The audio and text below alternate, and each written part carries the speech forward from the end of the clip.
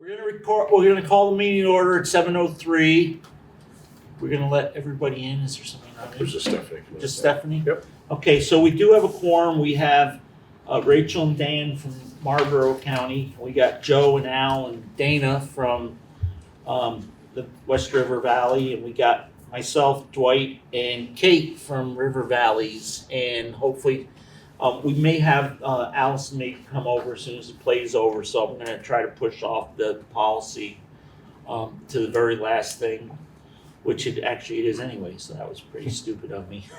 So are there any other changes to the agenda? Well, what I was going to suggest, if it's okay with you, because we have Stephanie and You want to do the rural? Jill from the VTLC Okay. to move them to the front and they don't have to stick around. Okay. And then maybe that we get more people here for the rural thing before Dan presents that. Okay, so why don't we do that? We'll go through the members of the staff and we didn't put members of the public. Yeah, members of the public and staff first, if there are any, and then we'll skip over unless anybody has any burning objections. Does not appear to be any staff or public. Okay, cool. So we've done changed the agenda, approve the minutes. We have two sets of minutes. We have the January 22nd and January 30th. Could I get a motion from somebody, please? So moved. Okay, so I've got Joe moved. Both of them, Joe? Sure. I'll move to approve both. I'll second. Okay, Dan will second those. Is there any discussion? Anybody in TV land? Yeah, I'm good. Okay, you guys all good? All in favor, say aye. Aye. Aye. Aye. Cool, it appears to be a unanimous decision in the affirmative. It is. Look at how we're moving along. We're actually on time. So I'm gonna skip down to new business, VTLC Commitment, Stephanie and Jill Graham. So welcome folks. Stephanie, how are you? I'm good, thank you. How are you? I'm really good. Jill, thank you for coming, wherever you are. Good evening, everyone. Thank you. Thank you for having me. I am going to attempt to share my screen. So bear with me. Is that working? We'll see it. Yes. Excellent. Okay. So just Jill, if you could just tell us who you are real quick, because the person who's taking minutes isn't here, and then that way it'll be on the recording. Yes, absolutely. So good evening, everyone, members of the board and Superintendent Tebow. My name is Jill Graham. I am the Executive Director for Vermont Learning Collaborative. So Cool. I appreciate your time this evening to be able to talk a little bit about Vermont Learning Collaborative's accomplishments, as well as our next steps for the upcoming year. I do have a few slides prepared, if that's okay with everyone, that I would like to go through to provide you some context. Yeah, go ahead, Jill. Thank you. Okay, great. Thank you. And please forgive me, Zoom is not my first language. So I will do my best here. So to give you some history, Vermont Learning Collaborative has been in existence as a nonprofit providing districts with professional development and fiscal agent services since around 2014. And 7 years ago, 2 area superintendents were invited to be on the VTLC board with the intention of shifting the agency to become a regional services organization. So we had 8 supervisory unions or school districts who provided some foundational funding in order to conduct a landscape analysis and an executive director search. At that time, the collaborative contracted with a group called New Solutions K-12 to hire an executive director with regional collaboration experience. So currently, in its iteration today, the collaborative has 8 board members who represent Windham Central, Mountain Views, Windham Northeast, Springfield, Windham Southwest, Windsor Southeast, Windham Southeast, and 2 Rivers. And Jill, just to add real quickly, the 2 superintendents that you mentioned, one of them was the then superintendent here, Bill Antone. So, Well, I was going to ask that question. yeah, just so these guys have context. Who was the other one? The other one was Zach McLaughlin, Springfield. So it's Springfield and Windham Central. They were the two people that kind of got it going, yeah. Excellent. Excellent. So I joined this incredibly dedicated group of individuals who have had such a strong vision and commitment to regional services in August of 2024. I bring over 20 years of experience from working in educational service agencies in Massachusetts, building successful programs for students, as well as offering assessment services and professional development to districts. So this has really been a natural fit for my skill set, my background, as well as my knowledge of the region, being a native Vermonter myself. The vision for Vermont Learning Collaborative was, or our purpose, I should say, was created as a result of the landscape analysis that was conducted. And these areas that are listed are really the agency's North Star for our services to our members.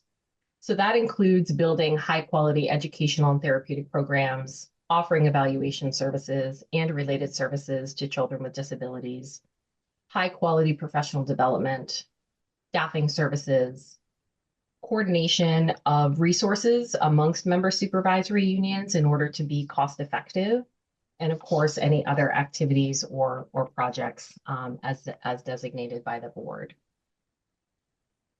We relaunched in 2023, and at that time, the organization was really established as an educational service agency and began providing some special education evaluation services, contracted related services in the area, as well as limited professional development, but they also offered recruitment, or we offered recruitment and hiring services for some hard to fill positions.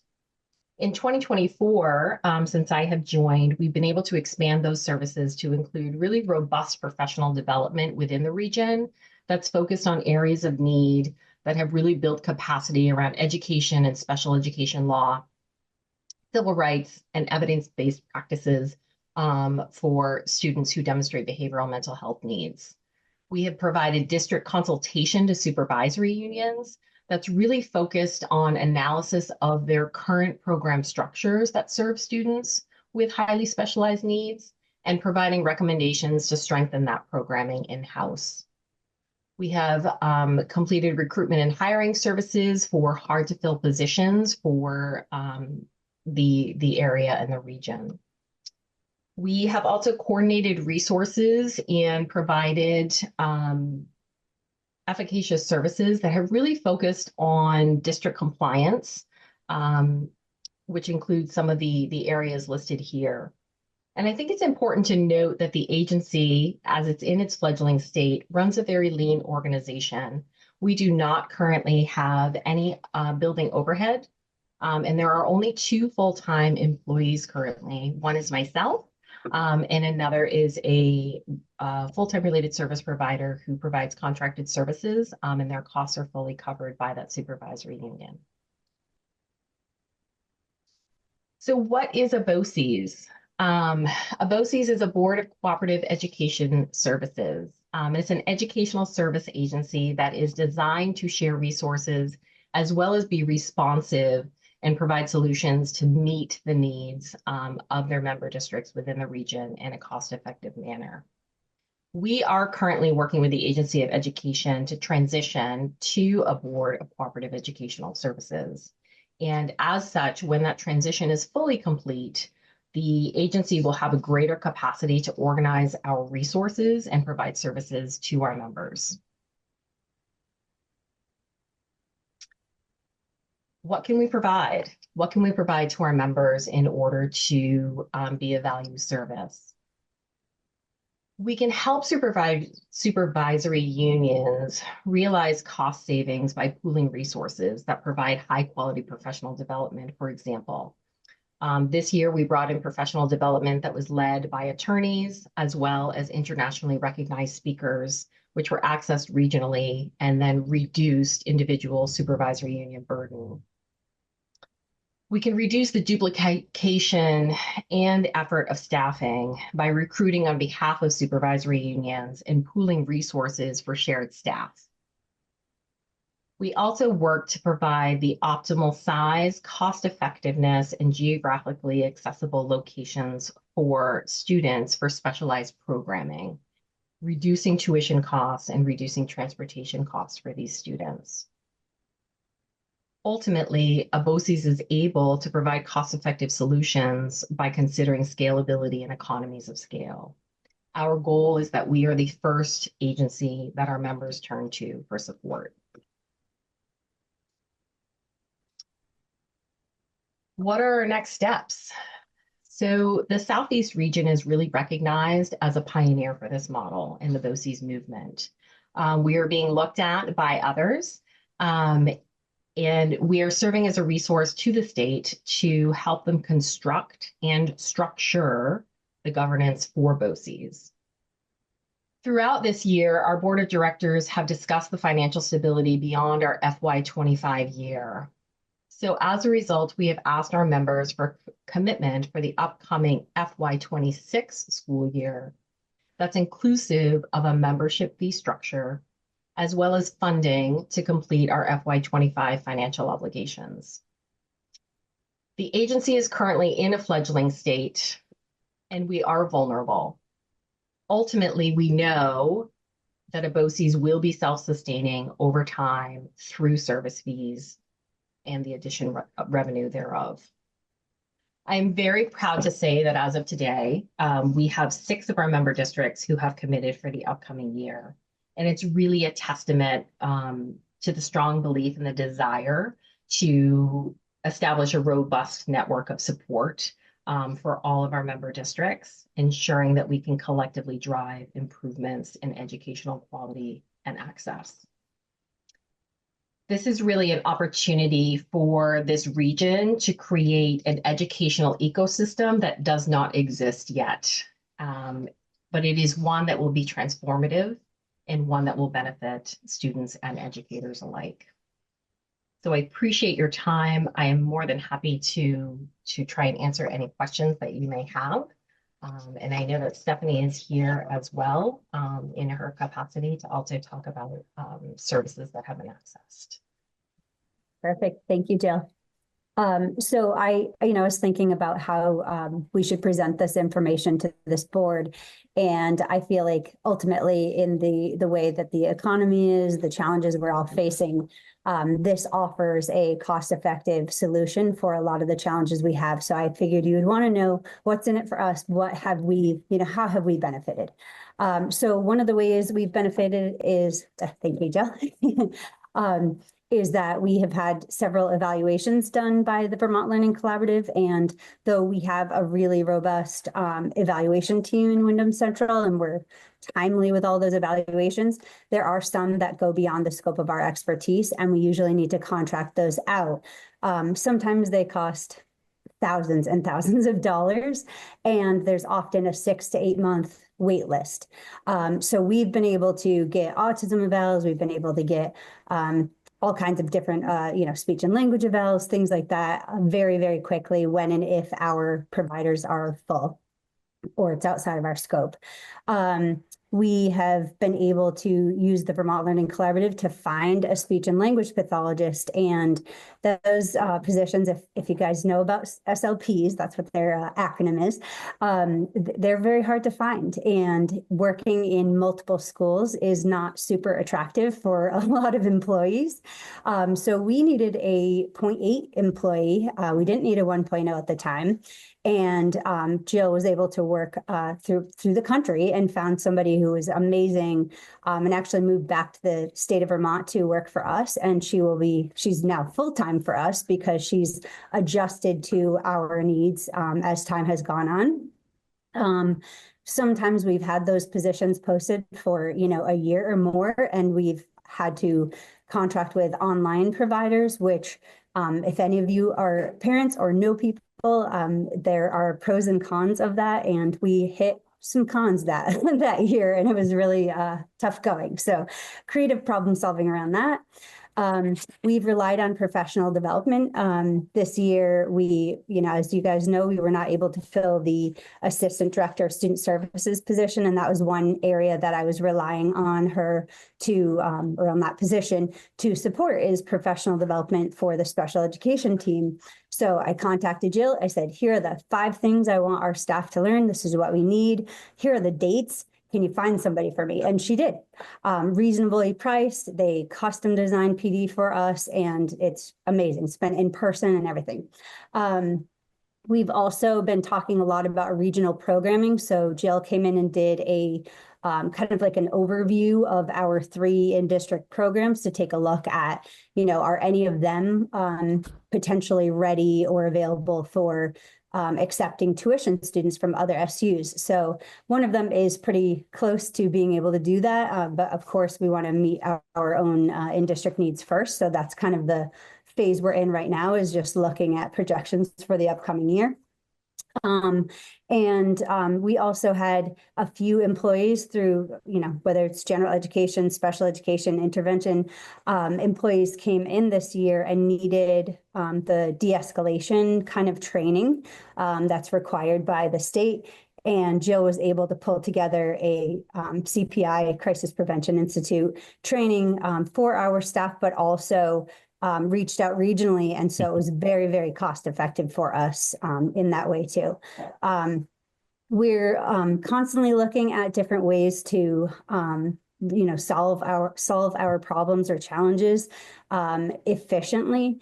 And it has been amazing working with this, group of people and all these SUs and SDs to try to solve problems together, think outside the box.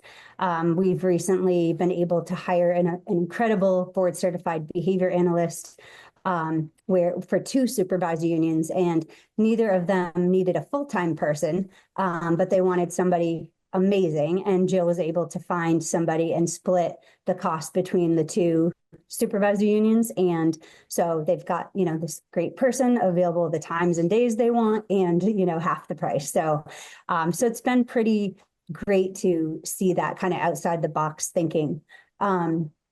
You guys are well aware of what the Agency of Education in the state of Vermont kind of is looking at or proposing long-term for changes in Vermont. And what I think is amazing is that this group of people, these groups of SUs, got together long before that and thought about what is needed and how can we all work together to solve these problems. So this has been the avenue that we did. We nicely took over the nonprofit agency and restructured it and did a kind of relaunch. And the New Solutions K-12 company that we went with for the landscape analysis and executive director search was headed by Nate Levinson, who did a huge, study in Vermont. You guys probably have heard me blah, blah, blah a lot about the district management group and all of the initiatives from them. And Nate was one of the leaders in that. So we've kind of tried to keep things as local as we can to change the things we're able to change in an organic way instead of having it be a top-down kind of way. So that's kind of the heart of the Vermont Learning Collaborative. And so we're at this crucial point where we're trying to become a BOCES, as Jill was explaining, because as a nonprofit, we haven't been able to create independent schools for the programming for students because Vermont has a moratorium on independent schools. So then we were like, okay, that didn't work. What are we going to do? And then H 630 passed silently. We took advantage of that. We did some testifying as a group around that.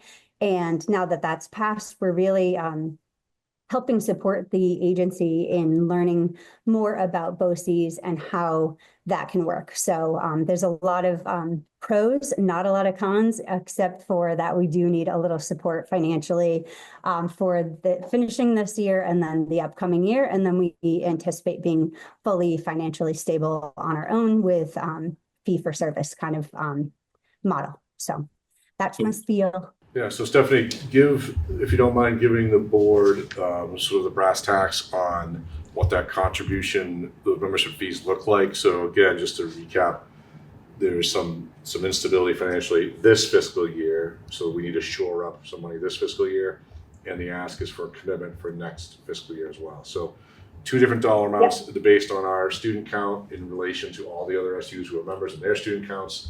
So we're charged accordingly to our size.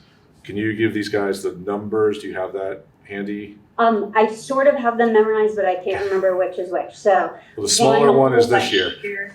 Small Would it be one helpful is- if would it be helpful if I shared my screen? I have that, Sure, I have yeah, that. Oh, okay. Perfect. Thanks, Jill. Ready to go. So this is the commitment letter that was sent to superintendents at the end of February. And it outlines the annual membership fee that would be assessed to the SU, which is $17,120. Which, as Superintendent Tebow indicated, was constructed by average daily membership. And then the assessment fee for the FY 24-25 year is $10,165. Thank you, Jill. Yeah, I couldn't remember which number went with which year. I didn't have it in front of me, so I appreciate that. So the ask is, the reason we're bringing it to the full board was that we obviously already have a budget approved this year, and we already have a budget approved for next year. And so we want to bring it to the full board to take the temperature of whether or not you guys were in favor of joining the membership for this year to maintain their solvency and then joining for next year as well. One of the things that when I went to the meeting with the crew there, the board, was that, because the dollar amount was a set amount they needed. So any SUs that didn't join, it meant it's jacked up for everybody else. And so I was very cautious about thinking about how that was going to go. But as she expressed, there are 6 of the 8 already committed. And so really it's us and one other. And I believe, I don't want to necessarily name names, but I think some of the bigger ones have committed at this time, correct? That is correct. And so even if the 8th one doesn't, the increase of what it would be less than if one of the bigger ones had backed out, if you know what I mean, the redistribution of this one. So yeah, 27 and change over 2 years is what the ask is. And so we wanted to bring it to you guys and see what people thought. But they were here if you had any questions. I should mention one more thing. I'm sorry, Kate, I saw your hand up. One more thing is that we've talked a lot about the special education side of things. And I think that's because initially that was the biggest priority. We were all saying, if we all could bring one more student in-house, or we could do one thing, it would really, shift a whole, besides the quality of education, it would also shift the cost for an SU very quickly. So we talked a lot about special education, but there are other unbelievable opportunities with, say, transportation or purchasing oil or paper or, all kinds of things like that. Different kinds of contracts. I think together the group has looked at annual kind of training that's required of staff. So really finding some amazing software and programs that could help with that. So it's just problem solving very quickly and efficiently and organically. So, I think Kate, we'll do TV land first. So go ahead, Kate. So it sounds like this gets us kind of like a co-op buying power, essentially, or things like that. So I'm trying to understand it. So you were mentioning the evaluations and things like that. If we were to outsource those same evaluations, not through the Vermont Learning Collaborative, but through another organization, what would the cost of what would our annual spend be versus what we're getting now? Mm-hmm. Yep, that's a really good question. So right now, as far as cost comparison, it has been about equal or a little less. But the biggest thing is that we're able to get the turnaround time fast. So special education requires at most a 60-day timeline when consent is received. You have to be able to have the answers to come back to the team and answer whether or not the student is eligible. So when and if somebody's asking a question, say about autism or a differential diagnosis that's like multiple disabilities, trying to figure out what's the, biggest concern, which came first, as far as disabilities or challenges. And we've been able to stay within compliance. So other times we would have had to wait 6 to 8 months. Literally, there are some right now that are 6 to 8 months. So people are like, forget it. I'm not going to ask that question right now because it's going to be this, this long wait. And I'm like, but you may want to ask it and we'll have to, come back to it if we can't get an evaluator quickly. So that's part of it. But in the future, I think once we have everything set and we have our programs up and running and different opportunities for students, I feel like everything will even reduce costs significantly. That's the projection, and that's the history around Massachusetts collaboratives and others throughout the nation, is that it reduces costs significantly. Thank you. So Dwight or Dana or Rachel, you have any questions? Nah, Kate pretty much was getting that. Yeah. Dwight and Rachel, you guys good? It is Bill. Can you hear me okay? Yep. Yeah, it all sounds great. My only question was, is there any other funding outside the SUs that you receive, or are we strictly funded through that way? That is a great question, Dwight. Thank you. Currently, the only funding that is available is $10,000 from the Agency of Education as a startup monies. We do not have access to that money as of yet because the articles of agreement that we have drafted are not yet approved, and the Agency of Education actually doesn't have a vehicle yet for that approval process. So we are currently, it's a great question though. Currently right now there is not, but here's what I will tell you is that as the Agency of Education looks to its future, they realize that their capacity is very limited, and they are looking at the BOCES model as a way to leverage these resources to help build capacity and coherence across the state. So for example, there could be, let's say, a math initiative, and the Agency of Education can't roll that out, but they could rely on 2 or 3 or 4 BOCES around the state to become the trainers of that. If that is the case, which it seems very much like the agency is leaning in that direction, there would be state funding that would come through the BOCES for those types of activities. And it seems very much like that is the direction they're going in, and that's what's being recommended to them by the experts who are working with them. We've also had some non-member supervised unions and school districts reach out for different services, evaluations, support, and things like that, consultation. And we have, we have received funds from them for that because it's like a fee for service model. So we've looked into a lot of grants, but every time we dig down, there aren't that many that are available to Vermont. And usually the school districts or supervised unions are already going toward those. So we were like, obviously we're not going to compete with ourselves in that kind of a way. But our dream would be that, somebody is like, hey, this is really cool. Let me help fund this. Right. Thank you very much. All set, Dwight? Yep. Rachel, you have anything for him? No, thanks. That covered it. You guys' questions were great. Thank you. Dan, go ahead.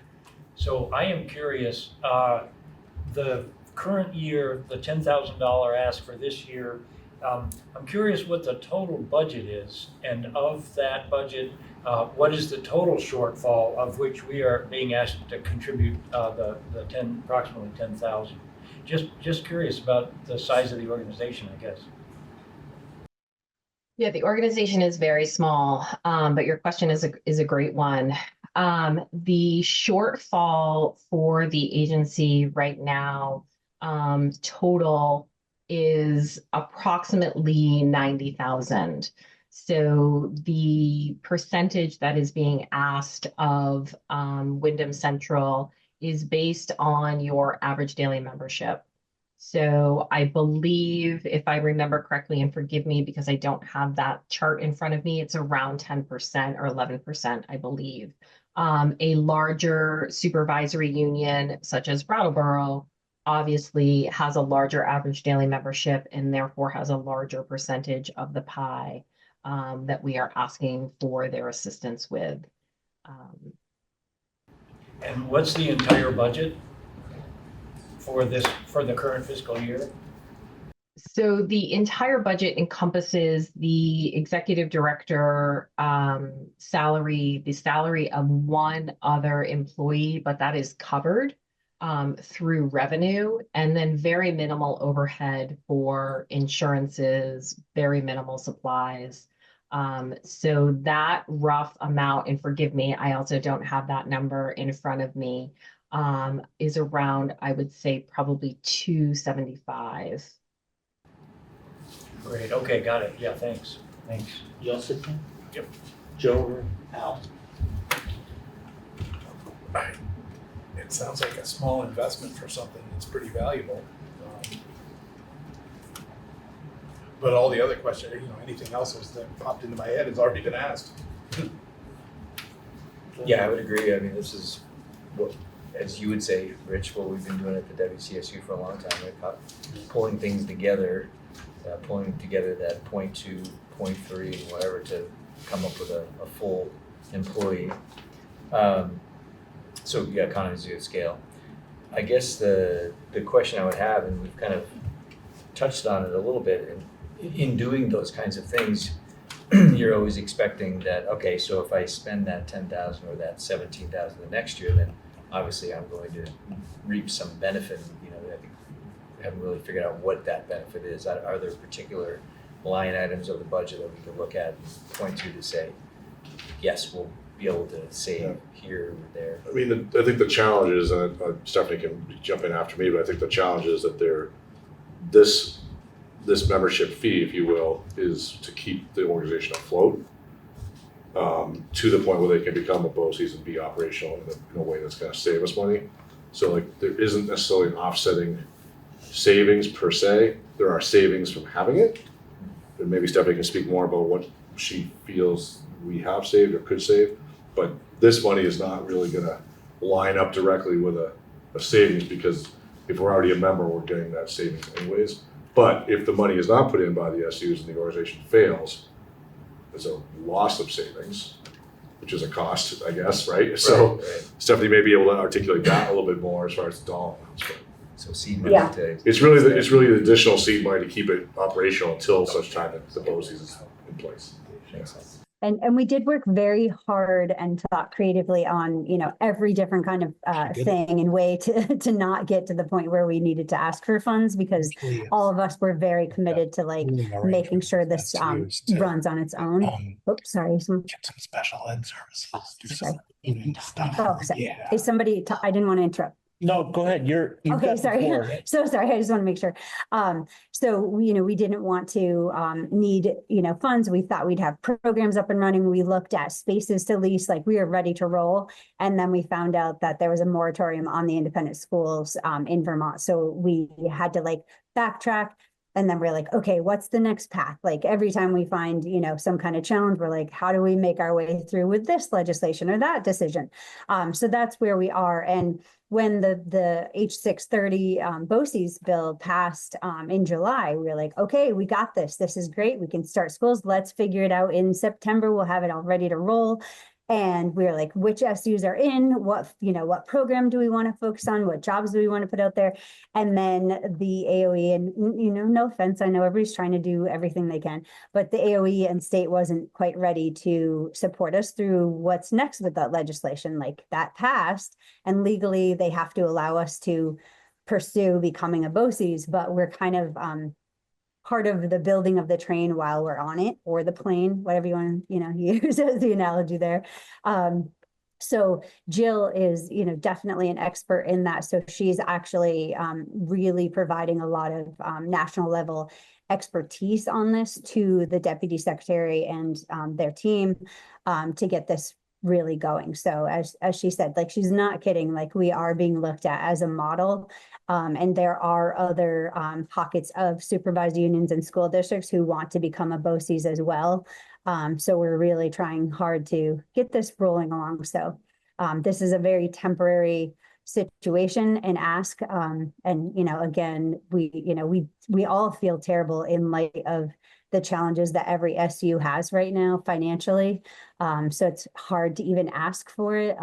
But we respect and thank you guys for your time and thoughtful questions. If I may, two things I just want to leave you with. One is the Do organization. you want to wait a second, because we're all not done with questions yet? Oh, of course, please. If you have something to add to what was asked and what, but I have a few questions for you too.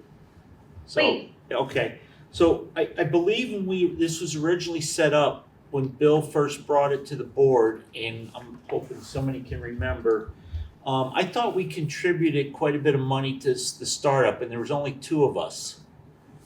Am I wrong, or?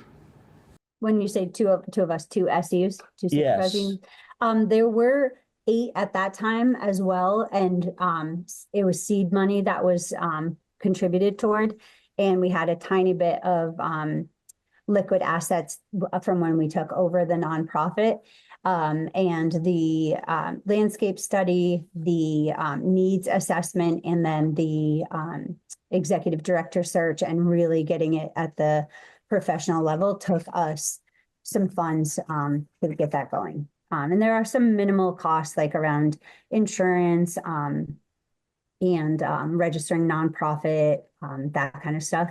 But nobody, like as Jill said, nobody is paid for their, time or, anything like that. It's all volunteer. And we do, the best we can to keep costs super, super low. We got rid of a building that was rented when we took over the nonprofit. We did all those kinds of things, like ended leases, anything that was a cost we took out. Okay, so I guess I'm a little confused that I went down the wrong rabbit hole maybe. How long ago did Windham Central become involved in this? I have to look back. It was 2020, 2021. Okay. Yeah. For some reason, I was thinking it was we had this conversation further back than that. I think it was ESSER money that was used, if I remember Okay. correctly. It was, yeah, Okay. it was. Yeah, and I think there may have been conversations prior to, because Bill, Anton, and Zach McLaughlin were looking into it, and they had been approached a few times by this board, and then it got to the point where they're like, no, really, really, really, we are retiring, we're dissolving, do you guys want to take this over? So I think the official timeline was 2020, 2021, somewhere right around there. I can look back, but No, time flies, that's so fine. I don't have it off the top of my head. Time flies when you're having so many fun meetings. Yeah, exactly. So, and then my only other question is not so much for you guys, but maybe for Heidi. We went through the SU budget, and we went through it with a fine-tooth comb to find any savings we could. Where is this $10,000 going to come out of? Because, we said we did everything we could, and we're $17,000 coming from next year. Something's, what are we going to not do? And I think that would be a really good kind of idea to have. And then I know we just were in the throes of a reorganization ourselves. And, I'm just wondering, should we wait a little bit and just let our new person get on board and maybe get a recommendation from them too? Those are just my three thoughts. And I think, we keep hearing about direct services to students, and it seems like we're doing another layer of bureaucracy. We have the SU, but now we're going to have this other. So I want to feel comfortable with that. So I don't know who can make me feel more comfortable, or if everybody else is comfortable, I'm one vote. So I don't know who wants to jump on it, or maybe it's just a comment. Rich, can I add to your comment? Yeah.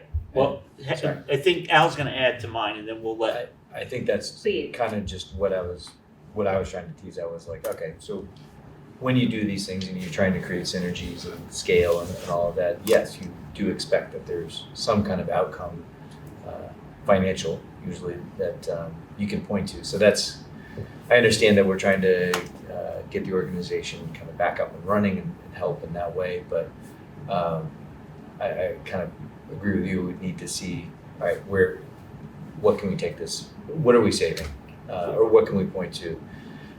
You're right, we just went through a protracted look at the budget again, so yeah, I think we probably need some assurances. Yeah, and again, I want to go along, and again, I want to be a team player, but we seem to have gotten pretty beat up by just saying yes to everything. So and I don't want to protract this and make Bob have to stay here any longer than he has to, because I heard he really wanted to go count votes or something. But yeah, I'm uncomfortable with that. After we said that, yeah, we did everything we could to save every penny we could, but now we're going to find another $17,120, which is a third of a teacher or a quarter of a teacher in a building. So can somebody, and I don't know who the right person to kind of respond to that is. And do you want any thoughts from me? My video's not working, so I can't turn it on. Heidi. Oh yeah, no, I mean I don't. Yeah, whoever, and I'm sorry, it may have felt like it came out of left field, but I could never play left field. I never had that good an arm. I'm more on right field.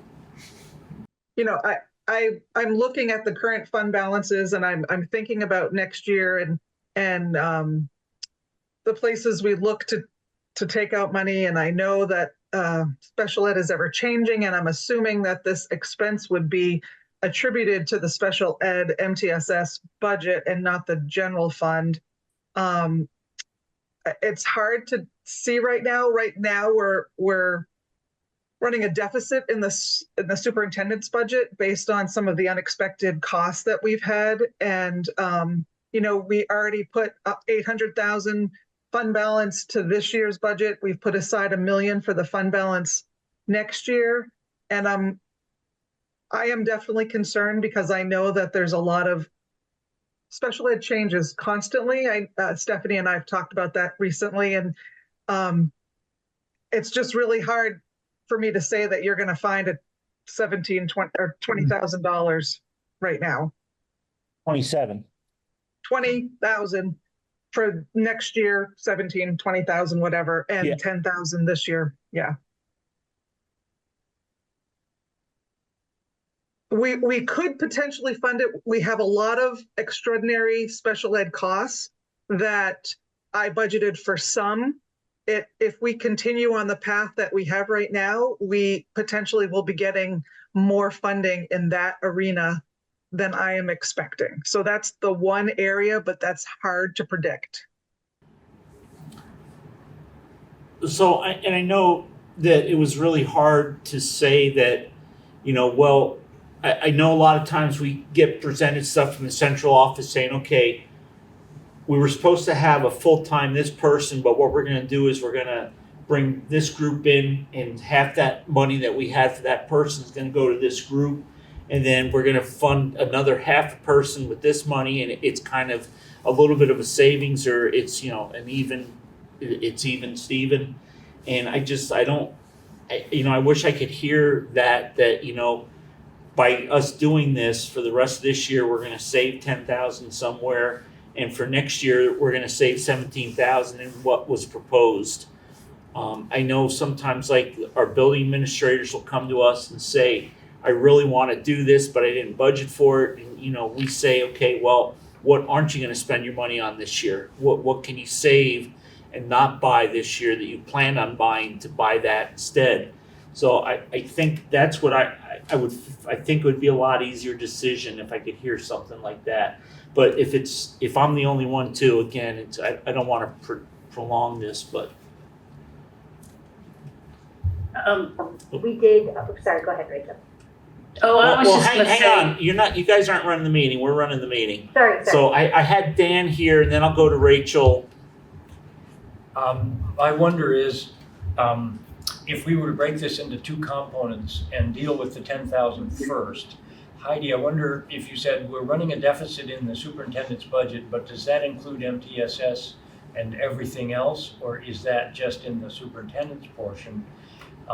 In other words, could we deal with the 10,000 tonight and try to scour further for the other part later? Any place in the budget that, Heidi, that you can see 10,000, especially in MTSS? I wasn't sure whether that was the deficit or the overall budget.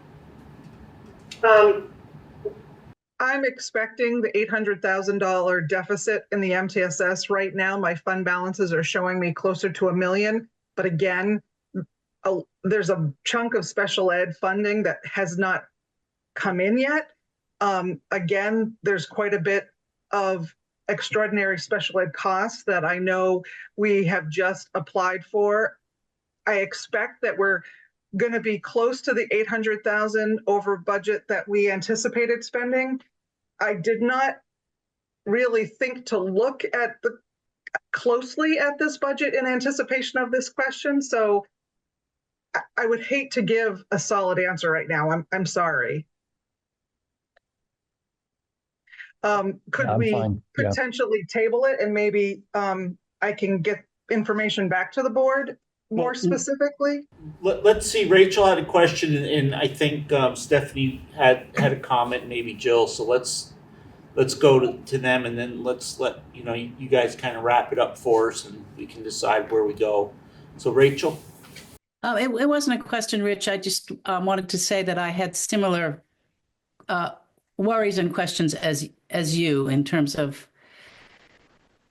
we spent so much time trying to cut nickel and dime out of this budget that it sort of seems like it's hard to say, oh, okay, well, never mind, we'll just go ahead and spend this.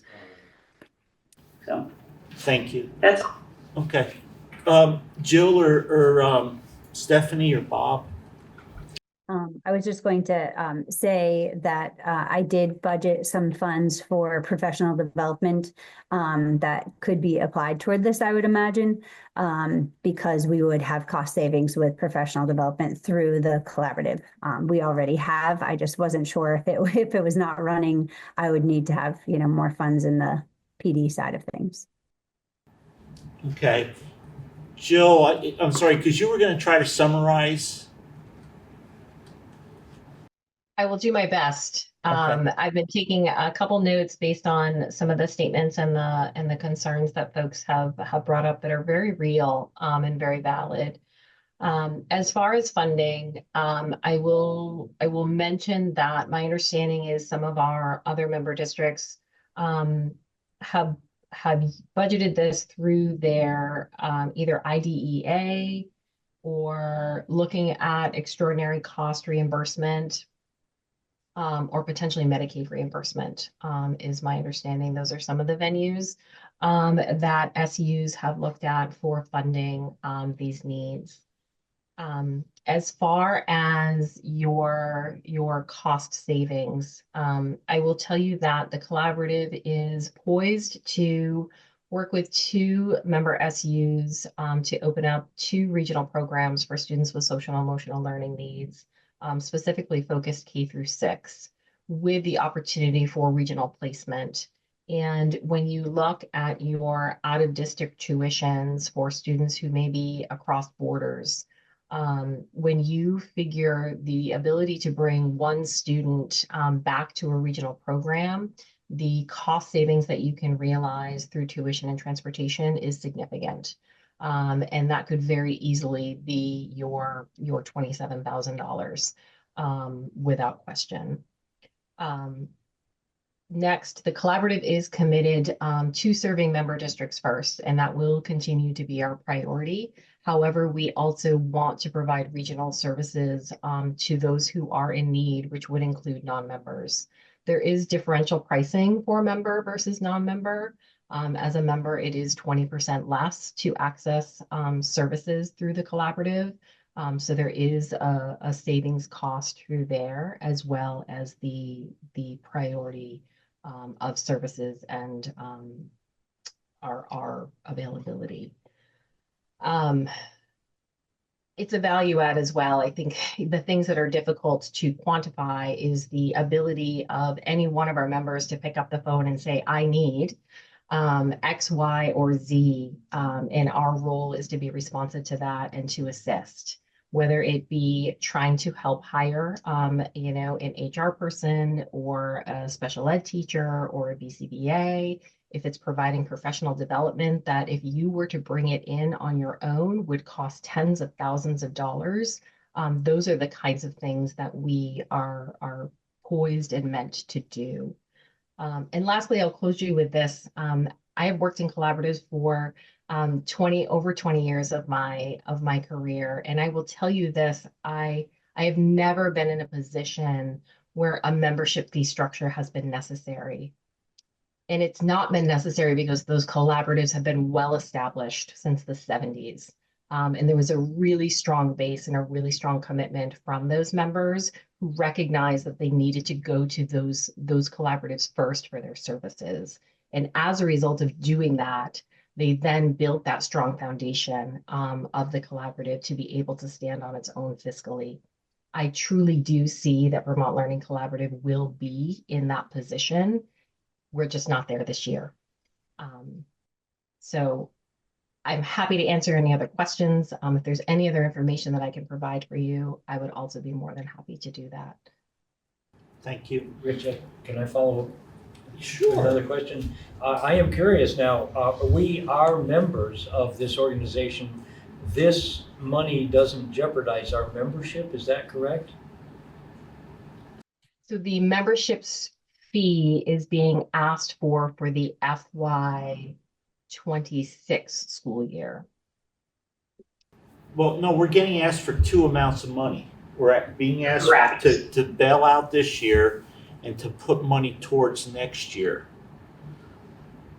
And So if we don't spend the $17,000 for fiscal year 26, then we are no longer members of the Vermont Learning Collaborative. Is that correct? Correct. Okay. That is correct. Got it. But as Jill said, we will be able to still contract, with them on different kinds of things. It just wouldn't be at the savings rate. Mhm. But we've put money in the past to this. Is that, yes, no? I Yeah, mean, we okay. just the original seed money from the ESSER money, yeah, Right, and how much was that? before my time. Stephanie, how much did we put in from ESSER funds? I can look, hang on. If you guys want to keep going, I'll look while you. Well, I actually kind of really like Dan's or Al's idea, whoever was to split these into two questions. And I guess my other question, kind of maybe for Heidi, is how are we looking in the MTSS for professional development? And is there anything coming up that maybe we don't have to have and we could use that money? I mean, I've seen we've been spending a pile of money on professional development and people going to a bunch of different programs places. Do we have any of those that we could? Sure that Stephanie and I could work together to find the savings of 10,000 if she's willing to work around some of the PD stuff that she's got planned, like she mentioned. I feel like we could find that 10,000. A lot of the stuff that you see, though, is stuff that's contractually granted towards teachers through PD, access to PD funds as well. That's a different bucket, if you will. Okay. So I think the PD that we're talking about is more the global PD that we do on like the 5 PD days with teachers. Okay, because I thought Stephanie said that Joe set up some professional development. Yeah, so like a recent one is that they've contracted with an attorney to do some presentations. Was it 504 law? I think was one of them. 504, Rule 4500 for restraints, And so exclusion. people could join that training, and members of the collaborative would get a discount rate, non-members to pay, but there was a formal training set up. It wasn't global, everyone goes to it, as like whoever wanted to access it. So those are the kinds of things that they're providing. So there would be savings by being members through that. But yeah, I think that, from my perspective, I am concerned about the financial situation. I'm concerned about doing this. I think if Stephanie and Heidi can find places to make it work, and that's a good thing because it does sustain the organization. And I think Jill has nailed it, and she said it very respectfully, that the AOE is not set up to serve us the way it needs to, and we shouldn't have to pay for that. Years. Right. Well, it's not anything new, right? And so, but even to the point, just to tell a little side story, when this law was passed, the AOE was charged with developing the protocols for approving these BOCES, and they had no idea. In fact, it was a high-ranking AOE member testified this legislative session that there were no applications in front of the AOE for BOCES when this organization had already submitted an application. And we're like, so like even being aware that there was an application was something that. So Jill's point that there may be needs that the AOE is not going to be able to handle, that this organization could be set up to do, is true. And so the advantage of having the organization exist for that purpose would be good. So I think that's sort of it's a little bit of a, more ethereal approach to thinking about it, but it's. And if I can come back to the FY26, $17,000, if we are spending an extra 20% to contract for the services, I see a savings right there.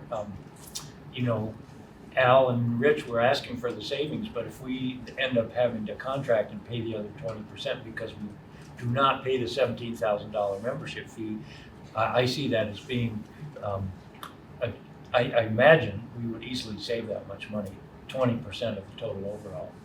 I just want to make sure that we totally vet this, and that was just that we, again, I want to make sure, because one of the things is the budget that was presented to us for MTSS for next year probably included that 20% savings.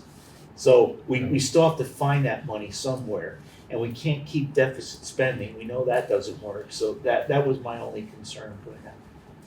I agreed. I was just going to say, if we can just identify, what are the offsetting? So we're already almost through fiscal year 25. So can we identify $10,000 that was saved somewhere along the way? And I think Heidi volunteered to do that with. So I think we can do that and then show, yes, we can do the same in FY26 or more. Then I can get behind it, but just not having that identified is, again, what we're talking about. We can't deficit spend, and right. We've already been through this process. But I guess my other thing is, can the collaborative also maybe reduce something too to save a little bit of money? So maybe everybody can pay a little less, or whatever they have, the excess can go towards. So how about if we do this though, let me just see, would everybody be good to split this into two questions? Because I think one is a very immediate question, and I think the second question, maybe we have another meeting coming up, and maybe that would give, we've had a lot of concerns expressed, and I don't like to put Bob and the central office people on the spot by asking them to, because then when you start pulling numbers out of the hat, then there's somebody's going to say, oh, well, you only saved $9,998, so where's that other $2? So does everybody feel comfortable splitting this into two questions? And the first one being a $10,100.65 contribution this year to keep things running. Is there anybody that opposes that idea? Can we get a motion to do that? If anybody's willing to make a motion? I will make the motion that we spend $10,165. $100.65. Right? Uh-oh, better get that number correct. What's the number? I thought it was $10,100.65. Or is it? The number is $10,165. Okay, I'm sorry. You were right. I was wrong. They don't do pennies, Rich. You know that. Well, maybe if we did, we would save more money. To be given as a one-time to the Vermont Learning Collaborative. Okay, so I have a motion. Do I have a second? I'll second that.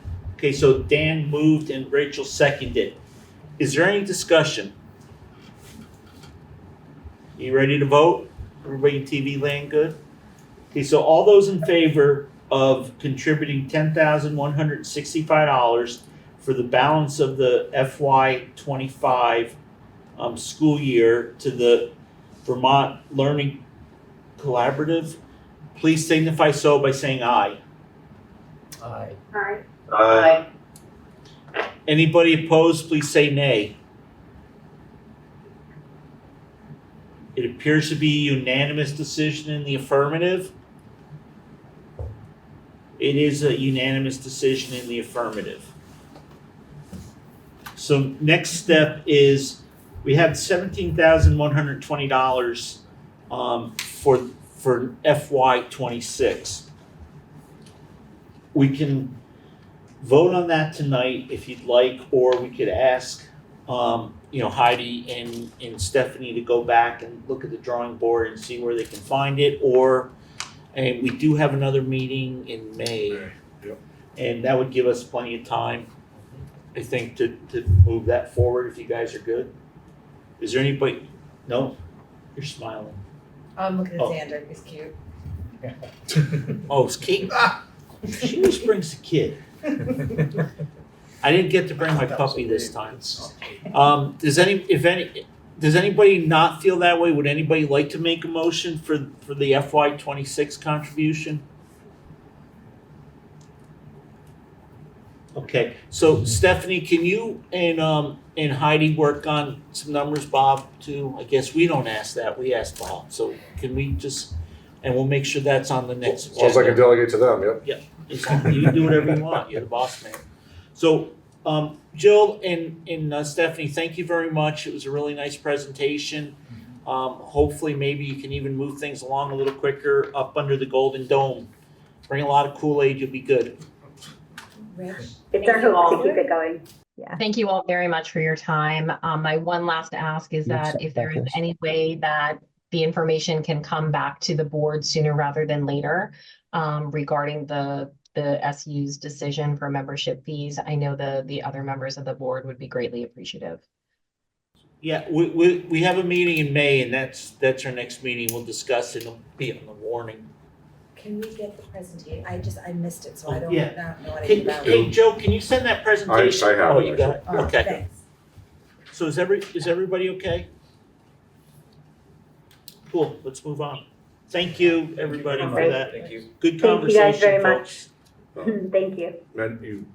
You mentioned the Golden Dome. We did get a text from Emily that she was on the floor until 6:30 and she's still in the State House and she will not be able to join us. Okay. So, You having a Kool-Aid party too? who knows what we're doing. Don't drink the Kool-Aid when you go north. Okay, let's go back to old business. I'm sorry. You know what? We could actually skip over because we do have Heidi here, so she doesn't have to stay all night. Are you all okay if we just hit the audit report quick? Sure. We have to do all of it, so. Yeah. Okay, well, I'm just thinking Heidi doesn't have to stay for the whole meeting. Oh. So Heidi, you want to, or Bill Bob, who's doing the audit? Heidi, you want to give us the audit? Yeah, I did send a letter to everybody. I wanted everybody to know that our audits came back and it all looked great. There was no significant audit findings to report. The auditors had reported that we met all the professional standards and accounting principles. There was, however, just a management letter in both River Valleys and West River that pointed out that several disbursements were not made in a timely manner. So I just wanted to report that to the board. It's not a significant finding.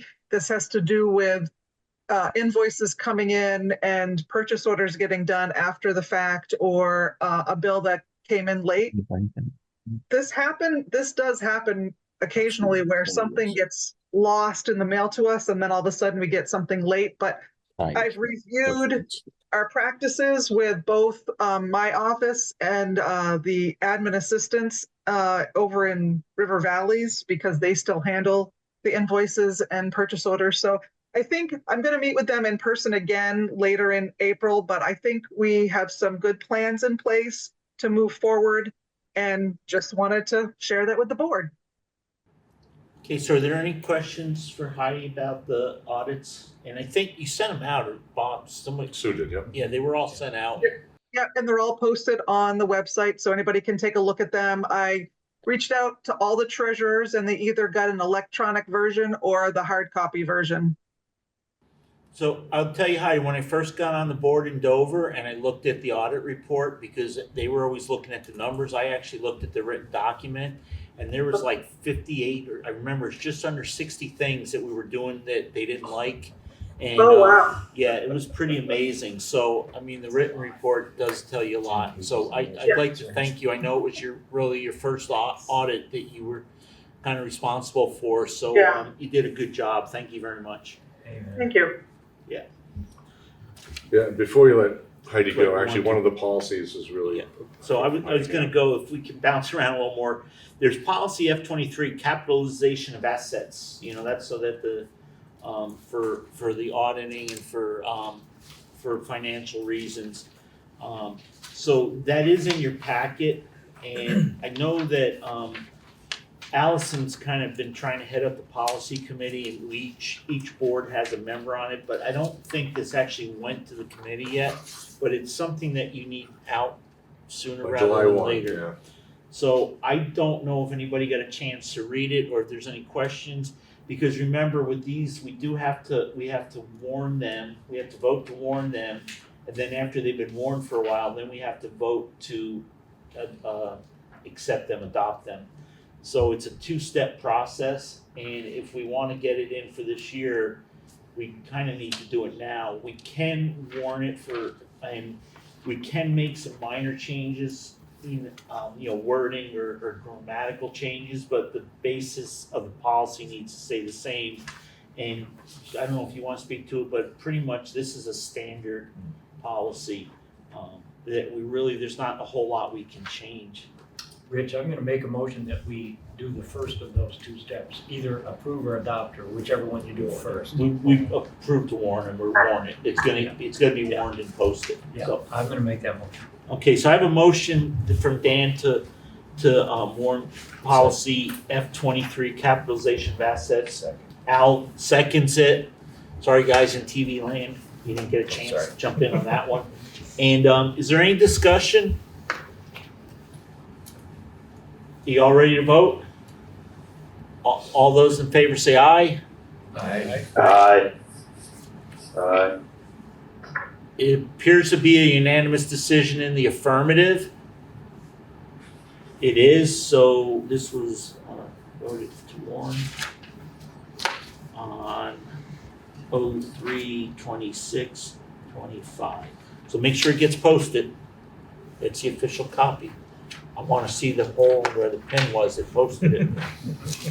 Is that it for Heidi? Yes, I think that is it for me. Okay, you don't want to do the drug and alcohol-free workplace policy? If you want me to. Okay, so, Thanks, Heidi. Thanks, Eddie. thank you, Heidi. Thank you. Thanks. I don't see, you Thank don't you. have anybody else from your office, right? Nope. Okay. Why don't we finish out the policies then, if everybody's okay, since we're there? So we have pupil privacy rights, and that's. The other one first. Oh, you want to do The alcohol, B3, drug and alcohol-free workplace? Is there a reason? Or Because, did you bring beer and you just want to do it before we? oh my goodness, I'm not that cool anymore, unfortunately, but this one literally had a wording change. They removed a website. So it's literally the policy we already have, just with the removal of like 4 words. So, but it's a required policy. There was an update to it as per the VSBA. So to keep us as up to date as possible, there you go. That's that one. So you want to make a motion? To warn it? please. Yes, motion. Okay. We have a second to Allison's motion. 8 seconds. Thank you, Kate. It's the policy people. Okay, is there any discussion? We have a motion to warn.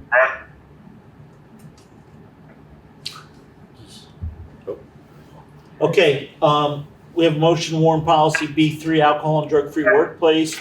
A motion and second. All those in favor, please signify so by saying aye. Aye. Aye. Aye. Okay, any opposed? It appears to be a unanimous decision in the affirmative. It is.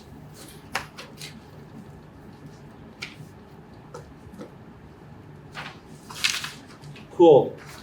So we have then, since we're skipping around a lot, let's go to C8. It's actually kind of following alphabetically. Perfect. Okay, so this is another one of the required policies that we have to have. And this one did get shuffled around a little bit, but this is basically like the most basic policy. It's very, it's federal, and we have to have it basically in exactly this wording. So they did update it back in November. And again, to just be as compliant as possible, this is the one we should adopt, so. Okay, so would you like to make that motion again? Motion to warn policy C8, pupil privacy rights. Kate? 8 seconds. Kate seconds. So we have a motion and a second. Is there any discussion? Just Yes. one question in regards to its indication of federal and state laws with the Department of Education no longer, would it be only state law? Well, there'll still be federal laws. There just won't be a Department of Ed. Thanks, Al. Thanks for that. Sorry, little moment of levity. Okay. Okay. That's I not just fun. got panicked. Maybe there'll be less bureaucracy and they'll give us more money. There you go. Maybe we'll get the $10,000 in a refund. Don't hold your breath. Yes, I'm not. Okay, if you're all ready to vote, all those in favor say aye. Aye. Dana's coming in really good now. It appears to be a unanimous decision in the affirmative. It is. Congratulations, Policy Committee, you did a great job. Thanks. I'm gonna skip up back to old business. Review of reorganization, appointment of Executive Director of Teaching and Learning, discussion and possible action. Lead us down the primrose path. Yeah, so after you guys approved the reorganization, we posted a new job description for the Executive Director of Teaching and Learning. We had probably 8 applicants, 7 or 8 applicants, 5 of whom were worthy of interviews. We had a committee formed that included Heidi and myself from central office and a couple principals. We included someone from special ed and someone from AST to try to account for the areas that would fall under the supervision of this position. And we tried to account for all the districts. And we did successfully through that little pathway there. All the districts that have staff, that is. Sorry. And so we came up with a unanimous decision by the committee to offer the position to Jen McCusick. So Jen has accepted. We're working the terms out still, but so I wanted to report out that has happened. That has led to now a restructuring, a new job description for the Director of Curriculum Instruction, which has been posted, and the Director of Social Emotional Learning, Equity, Wellness, which has been posted. We've had a smaller pool for that. We've had really only one candidate for that, and that was worthy, and yet at the same time it was a very strong candidate. And so that's an external person. An offer has been made, but I can't get into details now yet. It has not been accepted fully. We're waiting on some other variables. And so, and then the Director of Curriculum Instruction will be next, and Jen is setting up those interviews as well. But we'll do it the same way with groups from different districts and teachers and admin and central office all kind of represented. So yeah, I just wanted to give you guys that news. I don't know if you need an official motion to appoint Jen, or you want to wait till this contract's in front of you. How that all plays itself out, but. So what would you like? I mean, I think we gotta wait until we have contracts. So at the May meeting, I'm assuming we'll have admin contracts for you guys to approve, right? So probably makes sense just to do it then. So we've approved the position. You're allowed to hire. We just agreed with it. So you could actually, I mean, you could start the person as soon as you wanted to. and they can hit the ground kind of running, which is one of the reasons I think we were hoping, and maybe she'll find $10,000 something. Yeah, I mean, the wrinkle of the start, I mean, yes, I think there's definitely some ramping up, but there's still other parts of her job that she's got to do too. So, but yeah, I think there's an advantage to having that internal person to kind of start it running, so that if the other two people are external, Stephanie being the third member of that team, who are obviously still already in place, that would be hit the ground running for July 1. So, yeah, so that's kind of where I guess it's more of an update, then, just to let you know that. But I wanted you to know the process and who was involved, that we got all the different people. Dana Gordon-Macy was on that committee from Marlboro, and Urban Valleys was represented, and Western was, and so forth. So, anyways, just wanted to make sure everyone knew who that was the intent to be as inclusive as possible with all the districts. So, Any questions, comments? You guys all good here? Everybody good in TV land? See a lot of head shaking and thumbs ups. Cool. Policy committee, upcoming meetings. Did you set meetings, or was this what you need to have I think done? when Allison was just like, here's 3, we were like, well, do we do meetings? Do we wait till the reorganization happens and see what the new policy committee looks like? I mean, When we Allison's meet got in it. May, everybody have been reelected, and all the boards will be organized, Correct. right? Yep. So is everybody good just to wait then? I know Allison has expressed some concern too that she may not be able to head that up. Yeah. So we Yeah. may be looking. I just want to point out, Allison, I want to point out to you that Rachel is our policy person from the Marlboro. board, so- Rachel, No, I'm not. It's Andrea. Oh, it's Andrea. Andrea. What are you doing listening, Rachel? You're supposed to be playing with that grandkid of yours. Okay, I'm He sorry. tried to sneak one in on you. Good catch. We have a policy person. I just mistook who it was, but That's it'll be great. Andrea working with you. Well, or running it, that'd be great. well, she's not on the SU board though. Oh, no. Well, no, but they'll reorganize, right? They Or already oh, have. you They have already have. reorganized. She's been appointed as the policy For your board, for our board, not for the SU board. not for the. No, you have to appoint somebody to the SU board Okay. first. And they don't have to be on the SU board. They Oh, can, they don't? no, they can just be a member that's on the policy. They just Okay. All right. won't get a Well, vote. if that was your intent, then yeah, I didn't Yeah. realize that. Okay, well, we'll work on that then. Yeah. Got it. Gotcha. Give All right. Andrea a number. Okay, yeah. Okay. Or not, maybe not. So I think we've killed old business. New business, Rural School Community Alliance. Go ahead, Dan. Okay, yeah, so thanks. The Rural School Community Alliance was formed in response to the governor's education reform proposal that's been coming out slowly over the last few months. I'm a member of the steering committee of the Rural School Community Alliance, along with, I think, 5 or 6 others from around the state. And as I'm sure everybody knows, the proposal has 3 main components, but the school alliance is primarily focusing on the governance part. We see that as being the one that might have the most drastic effect on small schools and especially rural schools around the state. As Bob pointed out yesterday, he said, look carefully at the numbers they're talking about. You know, they're talking about minimum school size, minimum class size, and that if you look at the schools in our region, all the way from Stamford all the way to north of Bellows Falls, I don't know how many of those schools would fall within the categories they're talking about now. So the Rural School Community Alliance has been working with with probably the most prestigious lobbying group in Montpelier to try to get the voices of these small schools heard.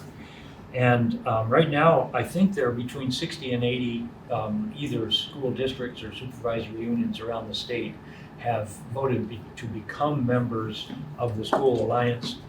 And that's what I'm asking tonight. Would we, as a supervisory union, vote to become a member of this alliance?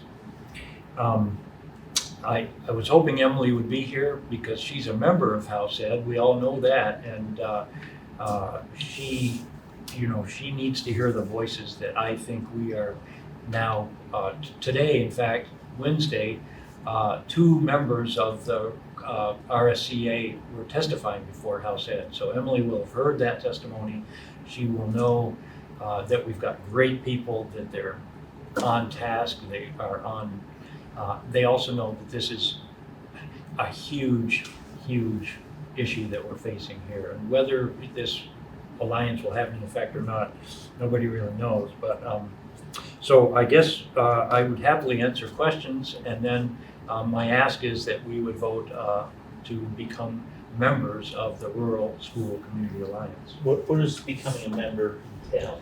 Doesn't entail anything other than that lending this supervisory union support to the work that they do, moral support. So we have 60 or 80, including all of the Brattleboro region, all of Bellows Falls region. It's just nice to say when in Montpelier, we have memberships all around the state and consisting of many, many different sizes of schools, et cetera. So, but what about funding? How's it being funded? So there will, in all likelihood, come a request for money as well. But the first ask tonight is just the moral support, if you want to put it that way. Do we believe in this organization and hope that it might be effective in trying to keep some of our small rural schools from being shut down? So if the whole ask is to vote to become a member. That's correct. If there was a financial contribution requested, that would be voted on separately. Absolutely, yes. And that I will point out, I think a couple of SUs have, including Brattleboro, who voted, I think just in the last couple of days, to contribute, I think, over $4,000 toward the lobbying fees. But that's an example. But they voted to become members of this organization something like a month ago. So separate deal. You can probably look for me with an ask for money, but having been through what we just went through, I will be realistic. So, but the support is what we're after first. Okay. So on TV Land, any questions? I like TV Land. Everybody looks pretty happy. Kate? So I'm looking at the website, Dan, and reading through some stuff and all of that. So the platform is essentially that you stand by the tenets of educating young students, getting more opportunities for older kids, keeping schools open, and then school governance and like funding reform. Is there like, yeah, I was just kind of reviewing just to see if there was anything that we might not be in agreement on, but that seems like a pretty strong tenets at this point in the game. So yeah, I was just kind of curious if there was anything else that you wanted to share about the organization. Are you hiring lobbyists? What's your plan? What's your action plan? Yes, so we do have, we contracted in late January with Leonine Public Affairs, which is right in downtown. They worked with, we all worked with Leonine on the waiting formula. So yes, and that cost about $10,000 a month. And we're a month and some into that now. So we have a commitment of the funds to do that. One of the facets of the governor's proposal that we are not taking a particular stand on is the whole charter school versus public schools thing, because within this alliance, there's not a meeting of the minds about that. So that's not, you'll see, I don't think we even mentioned that in the policy platform there, because there are a lot of people who are members of the alliance whose schools pay tuition, and there are a lot of who don't, who are 100% public. So that's not something that we're choosing to take on at this point. Are you good, Kate? I think so. Thank you. Yeah, I did send that around. I don't know if everybody got a chance to look at it, but I sent it to all. I replied to all boards. Yeah, you sent it out. He did, yeah. You did, yeah. Okay. I think it followed the email with the agenda, maybe. Yeah. It was yesterday, Allison. I know you've had a lot going on. Oh, I'm sorry, I didn't see this. Who is it? Who's doing it? So the steering committee, the chair is Cheryl Charles. She's the chairperson of both the school district and the supervisory union in the Westminster Bellows Falls region. She's the chair of it. Margaret McLean from Peacham. Jeannie Albert from Lincoln. David Scholes from Brattleboro. I think that's the steering committee. It may be on there, Kate, I'm not sure, but that's kind of who it is, you can see there. Yeah, I'm looking now. Okay. Yeah, because I think McLean was involved with the weightings with us. And Act 46 as well, so, yeah. Okay. Kate, Rachel or Dwight or Dana, you guys any questions, thoughts? No, I'm good. Okay. Joe or Al? I'm trying to find that. Oh, never mind. Got it.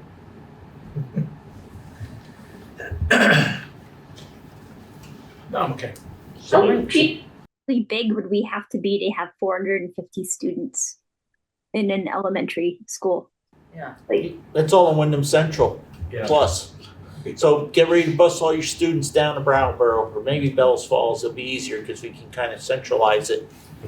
Can't wait to see those preschoolers on that bus for an hour, 15 minutes. I know, I'm really here for this geographic consideration as number 2 of the concerns. That's our biggest, for Kate and myself, out where we are. Yeah, and I think that's, when you say rural, that's exactly what we're talking about. I don't know that this is even understood in Montpelier. Because the map is flat on the wall. Yeah. They don't realize, like, to get to the top of Stratton and Windham, it's like this. That's how we stayed as a single district when Act 46 came around, because we were able to prove in the I went Stinkmobile. there. Yeah, in the one road. Driving. Like it's not a joke, you know. It didn't smell that Mom Bob. bad. First, it's the mom van. It was. Put him in Okay, so anyways, we got a lot of stuff, so it's nice motion to to have motion to join the Rural School Community Alliance. yeah. Would somebody like to second that? I'll second it. Okay, thank you, Rachel. So we have a motion by Allison to, at this time, join the Rural School Community Alliance with no financial contribution. It's just to join and be part of the voices. Second by Rachel. Is there any discussion from anybody? You all ready to vote? You're all ready to vote? All those in favor, please say aye. Aye. Any opposed? It appears to be unanimous decision in the affirmative. It is. Congratulations. Good selling there. Yeah, thanks What are your everybody. sales next? Yeah, it's great to have so many voices on the same page about this, so I really appreciate it. Especially when you got like Brattleboro, and Yeah. you got little communities and you have people up north, that makes a big difference. We have the WCSU office building. Yeah, just a 30-second update on that one, and then we can move on. Our lease is up at the end of June. The for sale sign went back up this spring for the owner. Greg and Heidi are meeting with the owner tomorrow. I'm at VSA, so I won't be there to explore what their intent is. If the intent is for them to not re-up with us, then we talked about forming a committee to explore options. But as of right now, we don't need to create that because they're meeting and they're gonna see what the intent. Well, Figure that out first. let's do this. Unless you want to create it. Can just you to have it guys, can we get a motion that allows the chair to create a facilities, a WCSU office building committee? Because if they're gonna be told that it's gonna be up for sale, we've been there 20 years and it was a committee that got us there because if you remember before that, we were at Timpson Hill and Cheryl Ruth fell down and hurt her back and it was not a good situation. So if it's okay with people, I'd like to have a motion that allows the chair to appoint a committee of board members to work with the central office to do some research. Then we'll let everybody know if we do need the committee, we'll ask for volunteers. So move. Thank you, Dan. I'll second it. I'll move. I'll second Okay, it. Al moved that we allow the chair and Dan seconded the motion. Is there any discussion? When you say board members, do you mean SU board members or? Yes. So members of this board. Right. Not board members from within. the Well, SU. but I think we'll take whoever wants to help And out. that's what I would like Yeah. the motion to include. If Okay. there's some board member who's not an SU board member from their own individual board, they would also be Yeah. able to serve on this. Yeah, we've been pretty good about allowing non-SU people to speak when we were having the budget discussions and stuff too, so I don't see that as a problem. So if everybody's good, all those in favor say aye. Aye. So, Rich, just one. Well, hang on. Yep. It appears to be unanimous sorry. decision in the affirmative. It is. Go ahead, Dan. Are we allowed to own property? Remember we The went through this all WCSU before? isn't. Yeah. But, and if you remember back when we were gonna move, Dover had a pretty Yeah. large nest egg. Yeah. And we were considering buying a piece of property.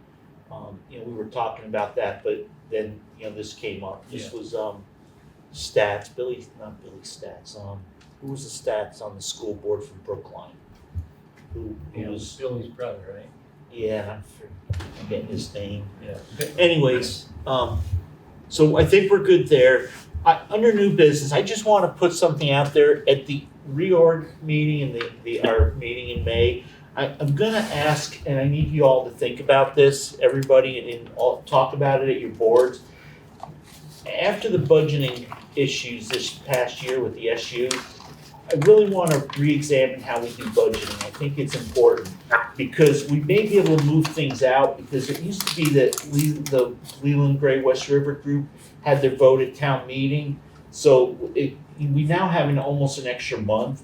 So maybe we don't need to push it so far so that gives Bob and his staff a little bit more time. It gives us a little bit more time to see what's going on. And then it can be presented at the local districts first, like it used to be, and then brought in. So, and I'm really gonna push on because I review all the pay warrants for WCSU, and Linda Decker, who was chair before the first time I was chair, was selling that. She used to sit at her dining room table in Newfane for an hour a month, one night a month. And she would approve all the pay warrants, sign the checks, and bring them back to the SU, and they would send them out. I got to tell you, Heidi isn't here. I think I look at 400 to 700 pages of documents 2 or 3 times a month to approve, and you would be shocked at the amount of paperwork that is created. And I mean, for one person to buy one item, there's 20 sheets of paper, and I don't get paper. I mean, it's all on computer, but. And I think it's when people say, well, how many employees are there? It's really hard to tell. So I think we could maybe do better so that we can get more people informed and get more support because I believe in my heart of hearts that Bob and his office do a fantastic job and that we're doing really well. Could we save money? I'm a million% sure we could find $20 in savings somewhere. But, if there's millions of dollars in savings, I don't know. But, so I really want you to think of that. So Rich, that would, because Marlboro still votes the first Tuesday in March, but. Oh, so you still need okay. Well, I'm just wondering, we don't need to. We could go about the process of moving ours to whenever everybody else does too, so that there would be another month for the entire SU budget to be formalized before any districts have to vote on it. I don't know exactly how to go about that. Do you, Bob? You have to warn that. You would have had to have warned that this past town meeting for next year. So you'd be a year and a half out from. Could we have a special meeting between now and in June sometime to change the date at which? Probably. I would think you could. Want to talk with the attorney, and Windham is also the same way. Yeah, I don't want to get into specifics now. Let's have that conversation in May, because I would think that as long as you warn it before your meeting date, you would be okay. I think you could probably do it in the fall too, Dan. Yeah. Well, I'll bring it up with the Marlboro board and see if we're even amenable to that. Yeah. But Stratton and Windham would both need to do that as well. Right. No, that's what I'm saying is let's have it. It may be a 2-year process. It may be my swan song. It may be the last things I do. But I just think we could maybe do a little bit better for everybody, and they would make especially on the bigger group like West River. And it's not as big a thing as Stratton and maybe Windham, but I think it may help us all to get a better feel. So if we do get asked questions, and again, the landscape is changing so much, it may be a viewpoint too. It may be that we're, going to White River Junction to hear the school board talk about what they're doing. And there's only 4 and none of us know who any of them are. Right, well, we anything like wouldn't, that. 'cause, yeah. Well, so we will follow up on that, but I think we all agree that it's a crazy hectic season between that yield December 1st and having to have your budget completed and ready in order to warn for our town meeting, so. Is everybody okay on TV land with that? Again, it's not an action thing, it's just something to think about. I want to put the seed in your head. I'm gonna ask that we skip over district updates and that we make a motion, go into executive session to kick Bob out and Got it. but you gotta hang out for a At second. 8:38, motion for Okay. executive session So close. for, You gotta read it. where is it? Right here. I motion to move into executive session for the purpose of evaluating the superintendent under 1 VSA statute 313A3. I'll second that. Okay, so I have a motion by Allison, a second by Dan. Is there any discussion? All those in favor say aye. Aye. Okay.